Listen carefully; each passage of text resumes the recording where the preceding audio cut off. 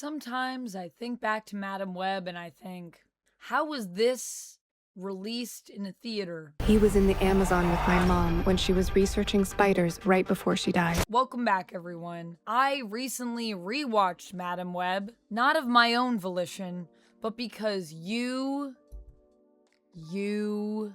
made me. You made me via my stream. This was an unlockable stream experience. And if you enjoy Madam Web, I want you to know this is a safe space for you.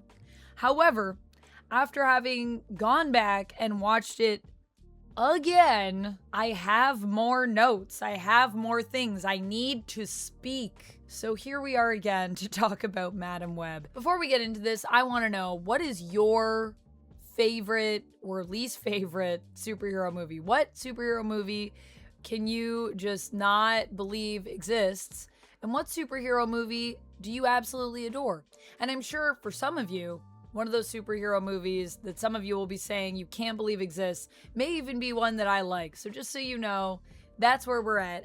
Everything is subjective. Everybody has different tastes. And one thing that I will say that I appreciate about Madam Web is that we have so many amazing female characters in this movie. We've got Madam Web herself.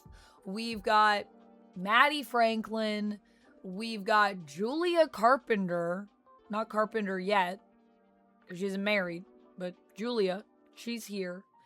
And of course, we have my favorite, Anya Corazon, who I absolutely love. And actually, Isabella Merced, even when I saw her in this, I thought, you know what? She's gonna go somewhere. I really liked her, Anya Corazon, and I was actually sad that we weren't going to get more Aranya. And then she went on to become Hawk Girl, so it all worked out maybe in the end. The real problem in this movie is with what we were given, and the answer for that is just not much. We weren't given too much. Some things that I appreciated, though, come down to those acting chops. I mean, I do think Adam Scott does a great job in this movie as Uncle Ben. Did we need some weird insertion of Uncle Ben here? I mean, if you were to have a sip of a beverage every time there's a reference to Spider-Man without actually saying Spider-Man, because we can't legally say that, you would be very well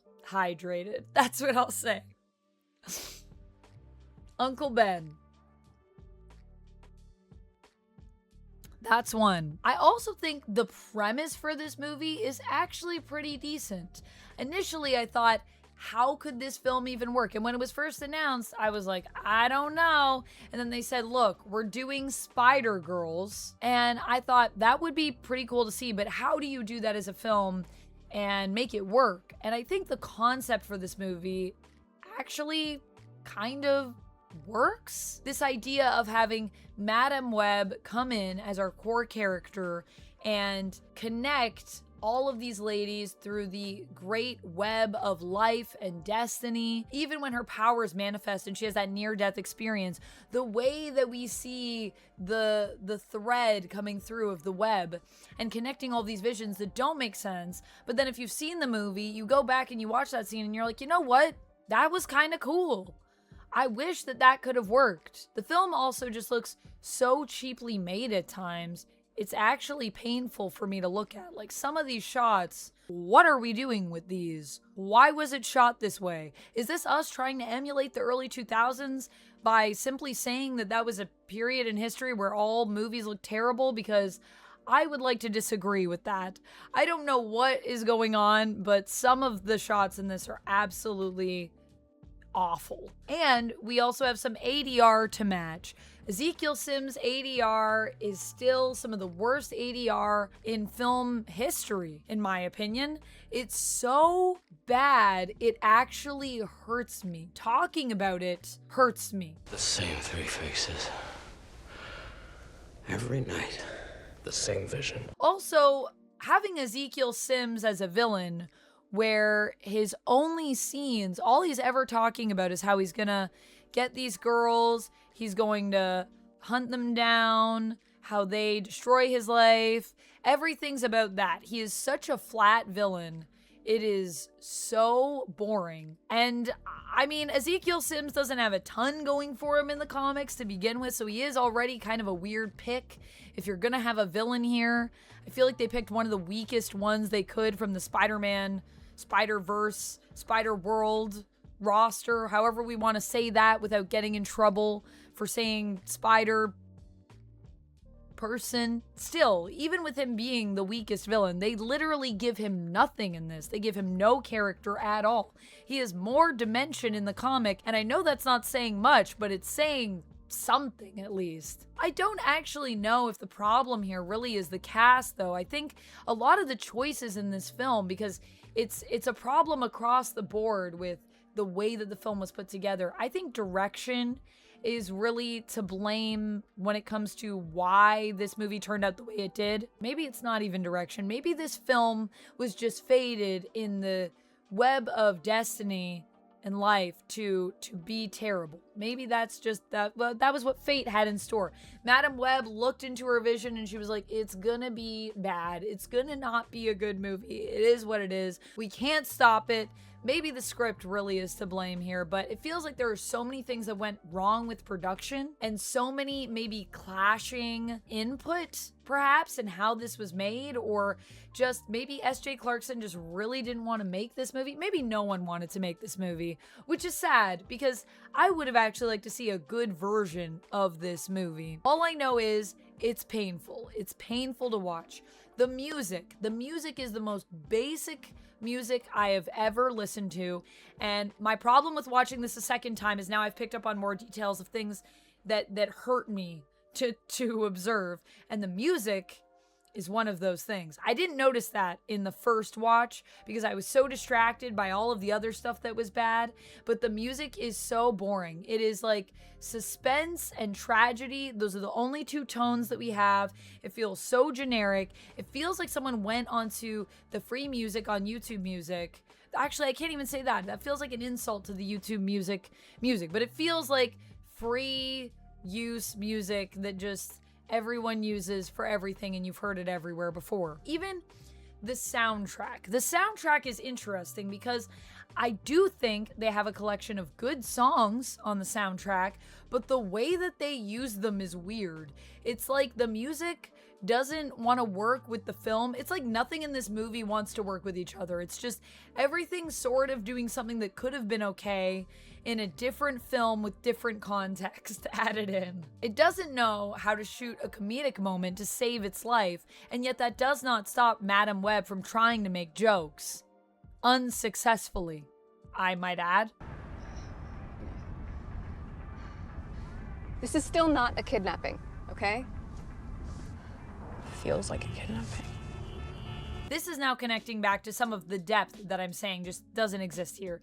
It's not just the music, it's not just the script, it also extends actually to the visuals and the way that these characters are depicted. A lot of the costume choices feel so generic, it's hard for you to get a connection for who these characters are.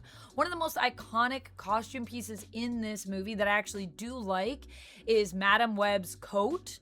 I think her coat is really cool, and I think it suits the character. But of course, that is taking some inspiration from the comics, sort of. But what does any of the clothing that the characters are wearing anyways say about who these people are? When you make wardrobe choices, they should be specific to who the character is. There are certain things that we like to wear as people, certain ways that we even wear clothes that express who we are individually. So when you have a wardrobe that is robbed of any individual input or choice, it just doesn't allow you to connect with characters. It makes everything feel kind of boring. And honestly, that's what I feel about the overall look of this film. Just everything feels boring. God, I'm just looking at this thumbnail for Sydney Sweeney and Dakota Johnson in this interview on IMDb on S.J. Clarkson's homepage. And you can see in their eyes, they're like, oh my gosh, we have to promote this movie. We have 3 writers on this, okay? Matt Suzuma also worked on Morbius, not known for having the strongest screenplay. But I will say, I at least liked Morbius better than I liked Madam Web. Also wrote Gods of Egypt. Then we got Burke Sharpless. Burke, what have you done? Okay, so Burke's writing with Matt. They're got same writing credits. So Matt and Burke, they're in on this together, writing this movie that's just, what are we doing? What are we doing? And then we have Claire Parker, Claire Parker is a producer who got a screenwriting credit. Maybe that's our problem. Maybe production is the problem in terms of producers meddling to the point that they just completely ruined whatever this movie could have been that could have been good by going like, you know what we need? We need that line that they got in Spider-Man. You know, I've got an idea. You know what this film needs? It needs more Spider-Man references. We're gonna need to put something in there that's like, you know, what's that line that Spider-Man says? With the great power comes great responsibility. Yeah, but, we can't quite say that because that's a Spider-Man thing. You know, Madam Web, she doesn't necessarily say that. It's more of Peter. I understand, but we need to let the people know that this is a movie that is connected to Spider-Man. We need to let them know who Madam Web is. People don't know who she is. How about, I don't know, when you take on the great responsibility, great power will come. I mean, I don't really think that's a finished line, but it could be something we could workshop. Nope, that's a finished line. That's perfect. Put it in the script. Send it off. Let's shoot it tomorrow. That's what it feels like that conversation was like. Honestly, I think we nailed it. I think I've maybe got a sense for what happened with this film. Just a lot of people coming in with ideas that aren't actually trying to understand the characters or the property that they're representing. Why? Because money. Because Spider-Man, money. And because we need to keep the rights, so we gotta make some Spider-Man stuff. Keep those rights. I do like this idea of the more you try to avoid your fate, the more you manifest it. I think that is actually really cool for someone like Ezekiel, who his whole objective, like I said, his whole character is just him trying to defeat these Spider Girls because he saw a vision that they're the ones that end his life. And in trying to do that, he actually manifests his own fate. And that happens not really because of them, but because he's the one that's the villain. And he's the one that made it happen by making bad choices.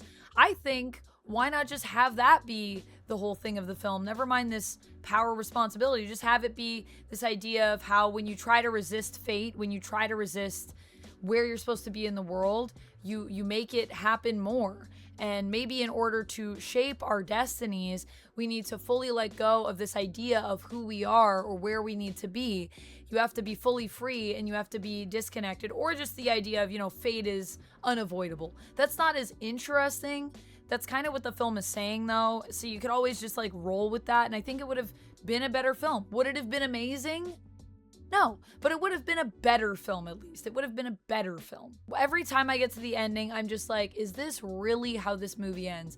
Are we really bringing in this Pepsi sign? Also, the amount of times that Cassie tries to open a can of a Pepsi product and can't.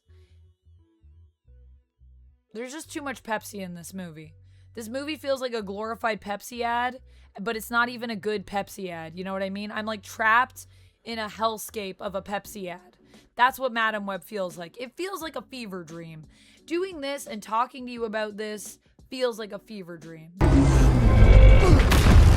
But what I will say is, fever dream or no, we watched it again. I did it for you, the people. If you ever want to have the power over what I watch, you can head over to patreon.com/vampx13. I do monthly watch-alongs over there, and I do reviews from those, but this one was actually unlocked through my streams, which I do live here on YouTube and also at twitch.tv/vampx13.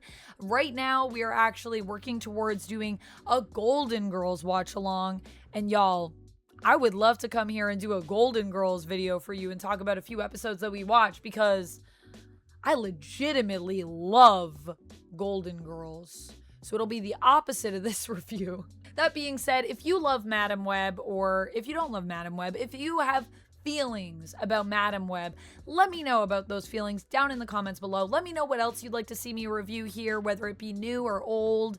Anything that just, you think I would enjoy or that I would get a kick out of. The one thing I'll say about Madam Web is it was really fun watching it with everyone in my community. So thank you for joining me. It's a little bit of a torment for me to watch it, but I really had fun watching it with everybody and kind of going through the stuff that I thought worked and that I thought didn't. So thank you for that. I'll see y'all in the next video. And until next time, friends, as always, stay nerdy.